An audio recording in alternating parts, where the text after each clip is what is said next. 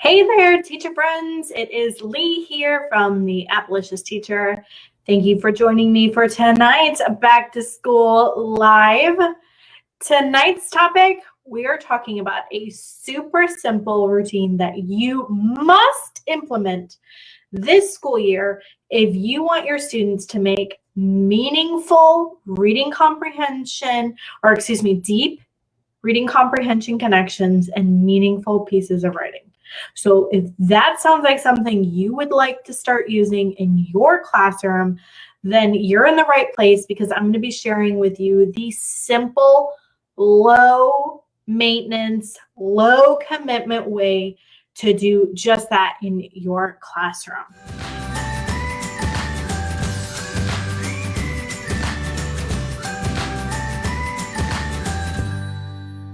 This is the routine I'm going to share with you is very low maintenance. So this isn't something that if you've already started school that you should be worried that isn't, that you've already missed the boat. You have it.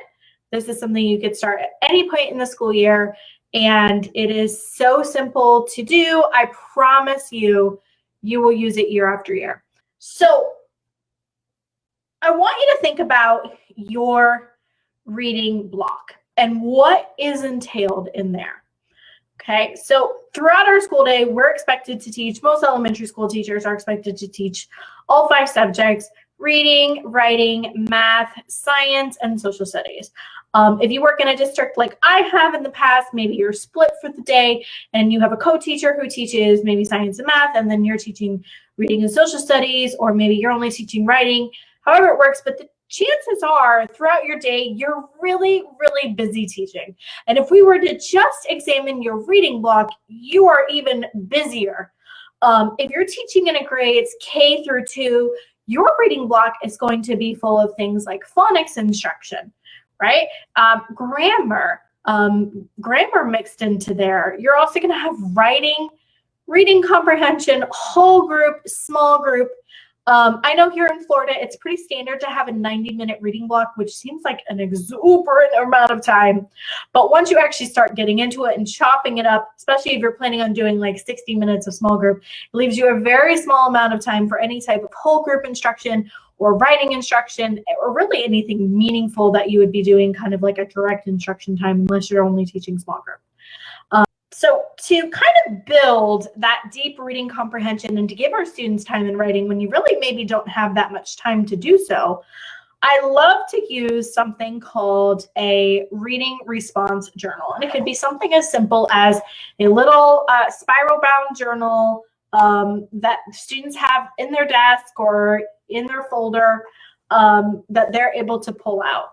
I'm going to show you what my reading response journals have looked like. So you should be able to see here, here's what my actual reading response journal looked like when I taught 2nd and 3rd grade. Very simple, a 3-ring binder with a cover on the front, just that students can write their name, kind of like that. So it's a super simple routine. And basically what a reading response journal is a place for students to write after they have read. So it is a very minimal commitment type journal. This is not an interactive reading notebook where you're cutting out things and gluing it in. This is not something where you're going to be numbering the pages and having it really formal. This is not something you're grading. This is not anything like that. This is just a simple notebook that you have your students pull out after they have read, and they will write in there. And what are they going to be writing? They're going to be writing about what they've read. Okay, so let's talk about why this reading response journal is so important and what it does to your students' literacy and literacy connection that it helps them make. And then we're going to actually talk about what this might look like in your classroom. I see a few more people are joining us. Hi, thank you so much for joining us. We are talking about reading response journals right now. And if you add anything to your routine this school year, I want it to be this journal. It is so simple and so powerful. So a reading response journal allows students to meaningfully engage in what I like to call the literacy transaction, or the transaction of literacy. If you were here last week for my live where I talked about writing, you know about the input and output of literacy. If you were not there for that live, let me refresh your memory. Okay, literacy has inputs and outputs. Input of literacy is the actual act of reading, right? It's taking information on the page and it's being inputted to us. And in general, in the majority of our reading classrooms, this is what we think of when we think of teaching reading or of literacy, okay? In a kindergarten classroom, this might look like looking at a letter, sounding it out, you know, and then knowing that that letter is C, for example. In a second or third grade classroom, it'll be reading full words and taking that meaning and trying to comprehend that. So reading is the input of literacy. Now, there's also an output of literacy, and that is writing. And a lot of teachers forget in their classrooms because they don't have time to actually allow students to complete the transaction of literacy and to do the writing portion. And so because of that, we're leaving some of that amazing and deep, meaningful comprehension that can happen on the table. So a reading response journal allows you to have your students very simply complete that literacy transaction.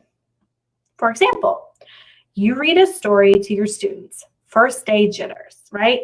I'm using this as an example because it is super simple, and I know a lot of you have probably read it or will read it, but it's a great launching point.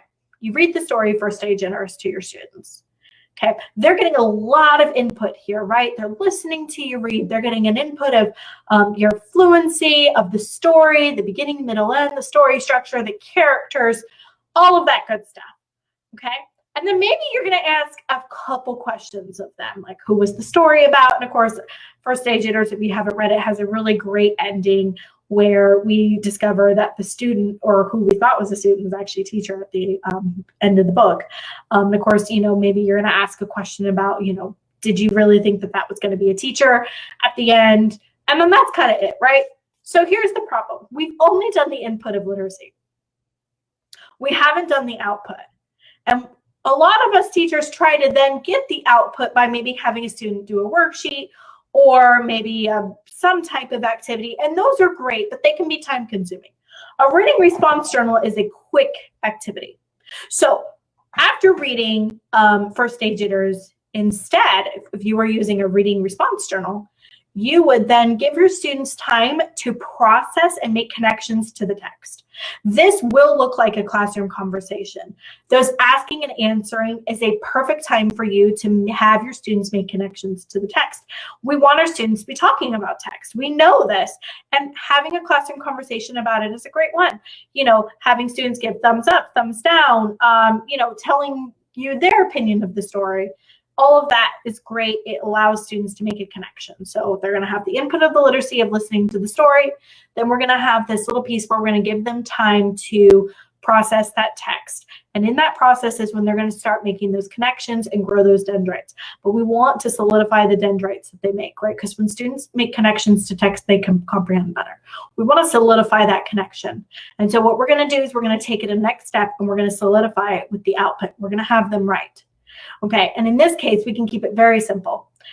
How did you feel on your first day of school? Did you have first day jitters?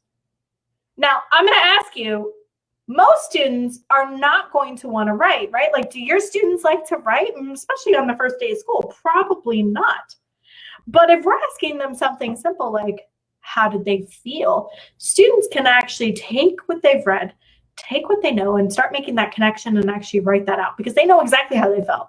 They might have felt nervous just like that teacher in the book. Or maybe they were like, no, I knew everyone. I wasn't nervous at all. But the point is they're going to be writing it and they're going to want to write it. And it's going to go right here in this journal. And because this journal is very low key, there's nothing threatening. The worst you're going to do to this is put a check mark on it after reading, and you need to be reading it. So make sure that you're taking time to actually read what students are writing in their notebooks. Actually make sure that you're doing that. You can go around, I used to go around with a little marker and just read it real quick and do a little check mark, a smiley face, a star, whatever you want to do. but that's a perfect way to do that. So all of a sudden now we've elevated a very simple lesson to something that's actually completing the literacy transaction, that transaction of literacy, and completing the loop and allowing students to make a deeper, meaningful connection to the book. Because now the book isn't just about Sarah Hartwell and her first day of teaching at a new school. It's now about them, right? And they can see themselves in that character, and they can identify with that character, and they're sharing their thoughts and their opinions about what happened in that story or how they were feeling on their first day of school. And that magic can be duplicated again and again when you use a reading response journal. Okay, so how would you use it? So I gave that great example of using it with first day jitters. You can use this at any point during the week after you've read a text. I normally will reread a text at least 3 times in a week. So if I had a 5-day lesson, 3 of those days are going to be reading a text. And normally I'll have at least 1 to 2 reading response journal moments for my students to write or draw or whatever I need them to do to kind of interact with that text in a quick, meaningful way. The key here is consistency. So a lot of times with routines, we get so excited, right? Like morning work routines or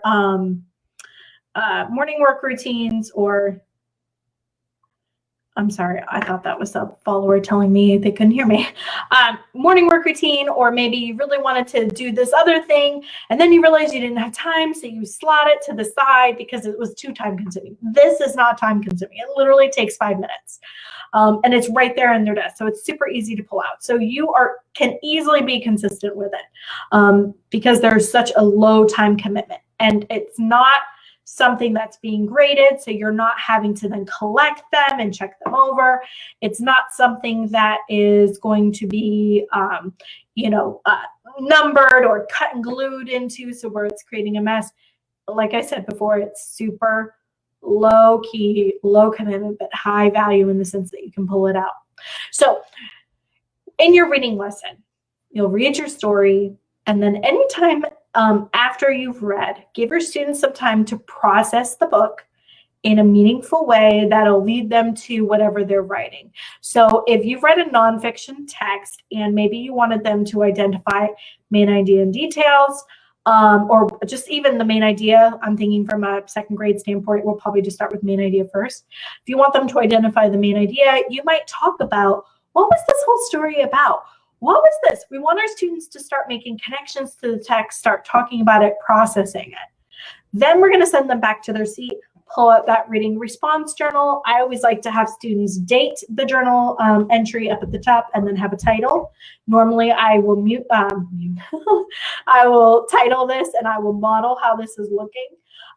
This also becomes direct writing instruction because I'm showing students how to make capital letters, how to indent paragraphs, ending punctuation, how to reread what I wrote to make sure it makes sense. These are all good writing instruction pieces that primary students, especially K1, 2, even 3rd, really still need. And honestly, when I taught 5th grade and I used reading response journals, my first few times I modeled what it looked like because I wanted students to know that this wasn't a threatening or time-consuming thing, that we were in this together, and it was great.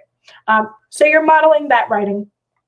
Because you've been talking about it, the connection is already there and the writing will flow. Okay. So how often should you be using your reading response journal? I mean, I would love it if you were using it every day, but the truth is you probably do not need to use it every day. And if you do, it might get a little stale. I like to use it once or twice a week on moments where it really makes sense for us to take a moment and respond to something. When we have big thoughts, big emotions, big connections, if you're hitting those heavy power skills, that's a perfect time to pull out that reading response journal and allow them to write about it.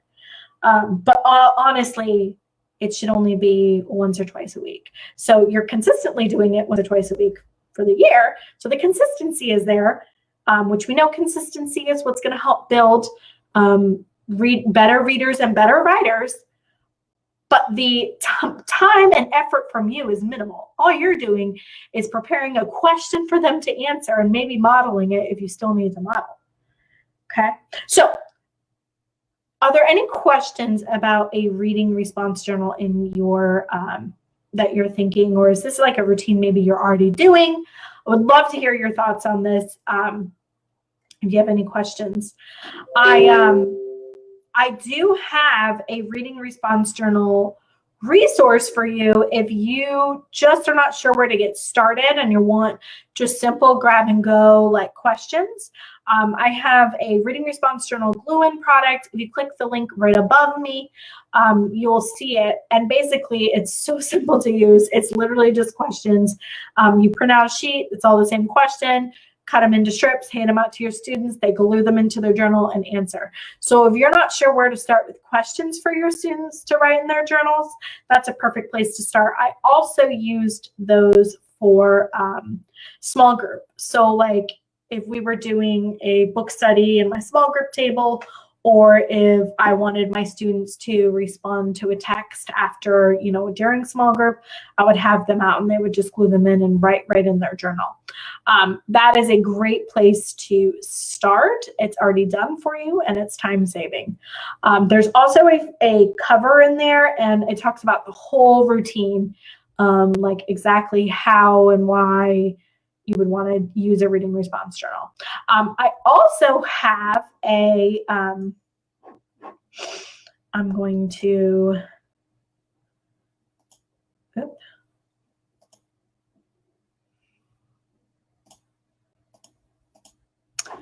I also have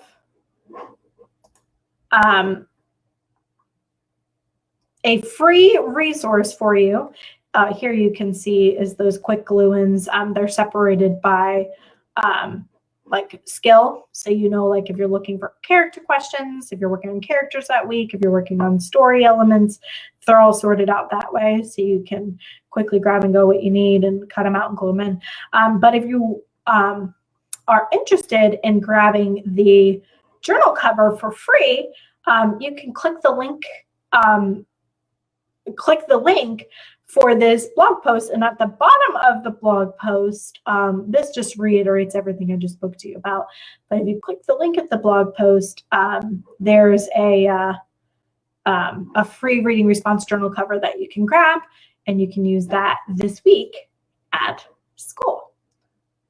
Thank you so much for joining me tonight as we talked about the must-do routine in your reading and writing classroom if you want powerful and meaningful reading comprehension and actual good writing, because I know you don't always have time for a piece of massive writing, but if you're using a reading response journal even just a few times a week, think about the amount of writing that your students will be doing. And when you're modeling, you're directly instructing that writing and you're giving them an opportunity, and practice upon practice upon practice will make better writers. So now you're getting deeper reading comprehension and better writers all in one simple, low maintenance notebook. All right. Thank you so much to everyone who joined me. Like I said, if you're interested in either grabbing the reading response journal glue-in so that you can quickly implement this in your classroom, or if you want that free journal cover, make sure you follow those links. And I will see you guys later this week